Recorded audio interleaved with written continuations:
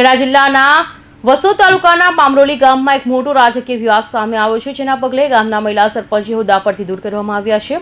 3 સંતાનોના નિયમોનું ઉલ્લંઘન કરીને ખોટા દસ્તાવેજો રજૂ કરવા બદલ આ કાર્યવાહી કરવામાં આવી છે. બમરોલી ગામમાં તાજેતરમાં યોજાયેલી ચૂંટણી વિજેતા બનેલા મહિલા સરપંચ ચૂંટણી લડવા માટે ત્રીજા સંતાનનો ખોટો જન્મનો દાખલો રજૂ કર્યો હતો. સરપંચ જસોદાબેન દશરથભાઈ સોલંકી હકીકતમાં 3 સંતાનોની માતા છે. ત્રીજા સંતાન તરીકે અમન નામના પુત્રનો જન્મ વર્ષ 2007માં થયો હતો.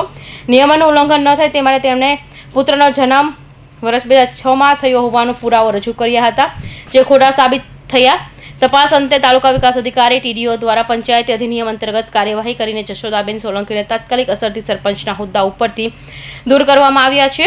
આ નિર્ણયોથી બામરોલી ગામના રાજકારણમાં ગરમાવો આવ્યો છે. ચૂંટણી સમયે પુરાવા રજૂ કર્યા હતા તે 27/6/2006ના હતા, પરંતુ ત્યારબાદ અરજદાર દ્વારા અરજી કરવામાં આવી અને સમયાંતરે તેમના પુરાવા અને રેકોર્ડની ચકાસણી કરતા તેમનું અન્ય જન્મનું પ્રમાણપત્ર મળી આવેલ હતું, જે વસો ગ્રામ પંચાયત ખાતેનું હતું અને એમાં એમની બર્થ ડેટ 27/10/2007 મળી આવેલ હતી.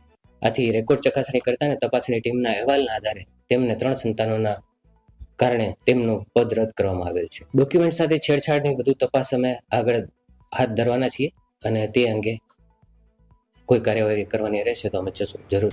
ગામના નાગરિક નટવરભાઈ સોલંકીએ આ ગંભીર બાબતને તાલુકા વિકાસ અધિકારીને લઈને જિલ્લા સ્તરે લેખિત ફરિયાદ કરી હતી.